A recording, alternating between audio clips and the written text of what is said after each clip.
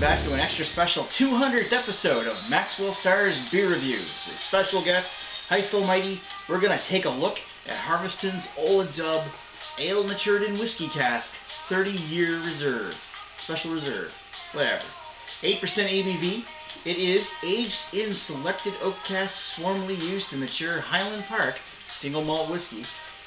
Rich and complex 30-year-old single malt with Scotch whiskey.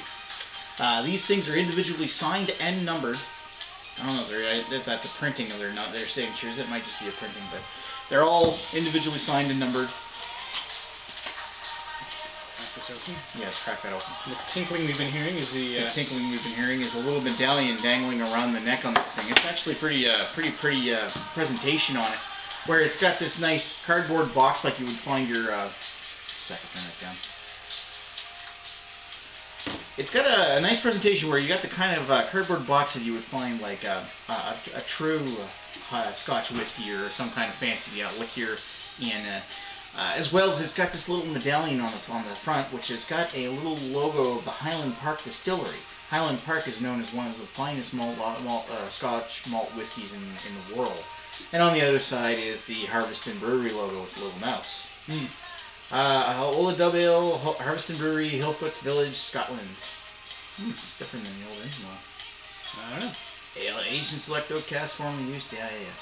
It is bottle number 35123, bottled in January 2009, so it's almost, as of today's date, 2 years? About a month shy. It's about a month shy from 3 years, actually. And it's good until April 2013, so this stuff will actually last quite a long time. Anyway, before I get started, because this is my 200th episode of Maxwell Starr's Beer Review, I just want to thank everybody for either A, subscribing to the channel, either asking me to be a friend on the channel, either all those who might have sent beer to me in the past, Harviestoun Almighty for bringing back beer like this from Nova Scotia for me, and anybody who's ever commented on one of my videos, because guys, I really appreciate it. Anybody who likes one of my videos, really appreciate that too. Want to send special shout outs to some of the guys that have been really influential, and I know just been good friends in drinking in the last couple months since I started doing this channel in April. I want to send a special shout out to Elharlock in Nova Scotia, because without him I probably wouldn't have even gotten into beer reviewing itself. Other people I want to give shout outs to are, let's go with the Canadian guys first. I want to go with Albino Rhino. He sends me a whole bunch of beer. He's also got a hilarious, awesome channel with some great beer reviews. Jakeanddar in Nova Scotia, he just started doing a few more beer reviews, and they're always got this nice sense of humor to them. So I would check his channel out if you can. The British guys. I love the British guys too, and those are the Urban Viking and Beer Goggles. You guys are awesome, by the way. Just wanted to say that. And also another guy I forgot, BrewByMe. He's actually sent me a bunch of beer, and he's one of the guys out there that's really well known for sending great beer mails to people. I'm glad I'm going to be getting one very soon myself on this channel. And also, he just started doing beer reviews recently, and he's because he's been a home brewer for years, prior to actually doing some beer reviews, he's got a very unique look on it, where you can actually tell a lot of the characteristics of what specific ingredients that were used in this beer. And I just remember the first time I ever sat down and watched one of his reviews, I was like, wow. Anyway, he does a very good job, and I recommend checking out his channel. Anybody out there that I might have forgotten, I'm sorry, but thanks for watching, and you know what, thanks for making my channel at least a mediocre success, because after 200 videos and 171 as subscribers, as we were talking, it's been a great experience. And I also want to thank the guys over at BB Barfly for supplying this really excellent BB Barfly. Custom made. They can do customs, people. Yeah, you can do customs. Shameless plug. Hot rods. Alright, so while Harviestoun Almighty here is wrestling with the bottle here, what are you doing? I'm picking all the sticky off. He was holding on this foil. I wanted to take the sticky off. Or the foil. Whatever. Whatever, I didn't open it. I know. So let's take a look at this thing. It's got a little string hanging from it, obviously. And it's just tied on that way in a loop. You might be able to turn that in like an awesome keychain or something, but you can see, I don't know if you can really make that out in the camera, but there's like the Harviestoun logo on one side, and it's got the Highland Park Distillery logo on the other. So, apparently this particular beer started its life out as a bottle of, well, as something similar to Harviestoun's Old Engine Oil Porter, a nice dark brew. This particular one is aged in special reserve single malts whiskey barrels that were used for their 30-year blend over at Highland Park Distillery, one of the finest Scotch whiskies in the world. I'm not much of a Scotch whiskey drinker, but I've had like some Scotch whiskey infused beers, like I haven't reviewed it yet, but I've had the Innocent Gun Highland Cask, and it was actually quite good. And I just thought the whole, whatever. Did you try this year's? I haven't tried this year's yet. Yeah, Last year's was, yeah. Yes, yeah. Bit of a letdown. Let's hope this thing is better. But one of the things I thought of is when it came to thinking like A, dark beer, B, it's barrel aged in whiskey barrels. Ooh, that's one of the big reasons I wanted to try this, and apparently this stuff's quite dreamy. Let's try. So let's find out for ourselves. Popping the cap off of a 2-year-old bottle. Almost 3.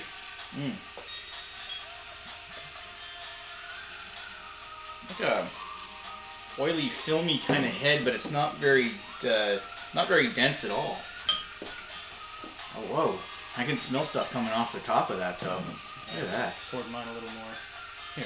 Yeah, you poured it more aggressively, and it's... It foamed up a bit more. Skimmer. Oh. There we go. Holy crap, look at the drops sitting on it. It almost holds them up. It almost holds them up on top of the head because it's so dense. It smells a lot like the engine oil. It does.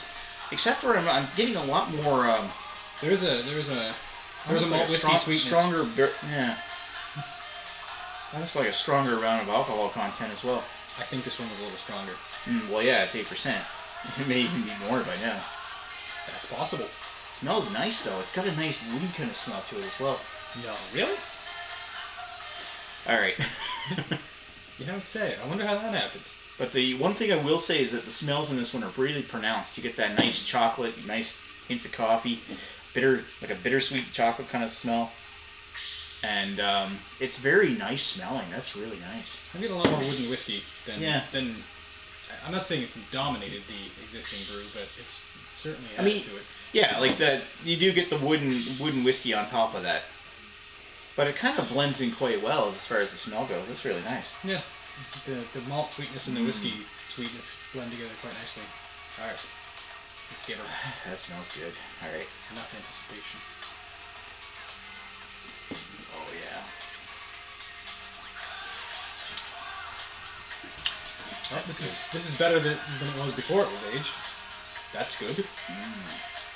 Yeah, this is a lot better than the old engine oil.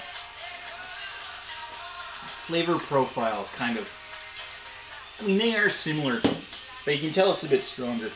Yep. And you got those whiskey and wood characteristics blending in with it.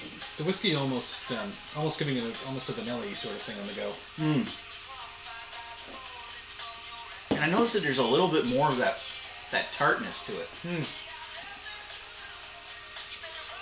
Still very smooth. Very smooth. Goes down smooth. No, it's not like that.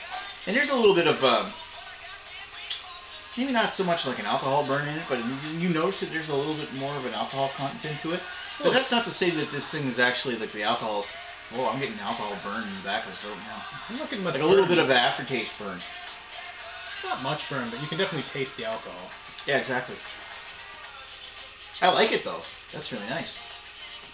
Yeah, I'm not one of those people that needs my alcohol entirely disguised. Like I'll drink straight liquor, so this is fine. I mean, I appreciate it when the alcohol is perfectly masked, but when it comes out like that, especially when you can take into consideration that this is a beer made to be, you know, based upon a Scotch whiskey barrels, it actually comes off quite well. It should taste whiskey-ish. Yeah, it's a nice dark malty beer, roasty beer, with this nice like malt whiskey taste.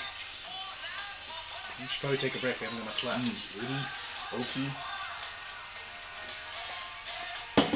vanilla. That's good. All right, we'll be right back.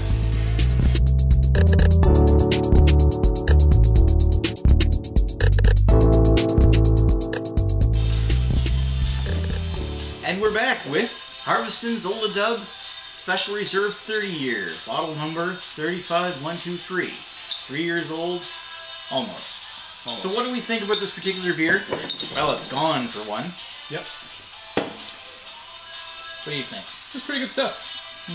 I thought it was good. I just didn't think it was as mind-numbingly as incredible as I was expecting it to be. And I think that goes in with the anticipation of it being like this fancy packaged, fancy-looking bottle of beer that's, you know, almost 3 years old, and it was really mellow. You could tell that the flavors were nice and mellow in this. That was packaged really well, and it was also fairly pricey. It looked pretty posh and pretty elitist. It was the beer inside, though, while very, very good, just not exactly worth the hype, but something I would certainly recommend you try. I wouldn't pay $12 for this again, but I'd love to try it again at some point. And I'd love to try the 16-year and the 40-year. Certainly worth the $12 to try once. It was, yes, it's well worth the $40 to try once. But if you're going to try anything, this is just like a nicer, mellower, more Scotch whiskey flavored version of their Old Engine Oil, which, you know what, the Old Engine Oil was like $3 a bottle, wasn't it?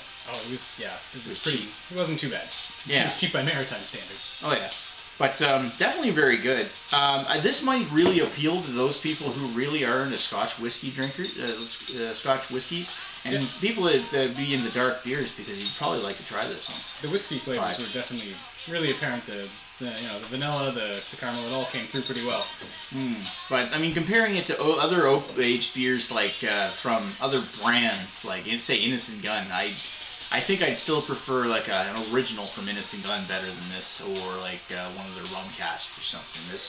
This is good, not mind-numbingly incredible. So I'm going to give it a high 4.0 out of 5. What do you think? I think a 4 is well deserved here. 4 is well deserved. All right. Anyway, thanks for watching Maxwell Starr's beer reviews in our special 200th episode, and cheers. Thanks for watching, and it really means a lot for you guys to watch it after all this time, because, I mean, 171 subscribers after only, like, how long have I been doing this? Almost 6 months. April. 8 months? Yeah, 8 months now. Yeah, something like that. Anyway, it really means a lot to have this many followers at this point. It's great, and I really appreciate it. Anyway, thank you, and we'll talk to you later. Cheers.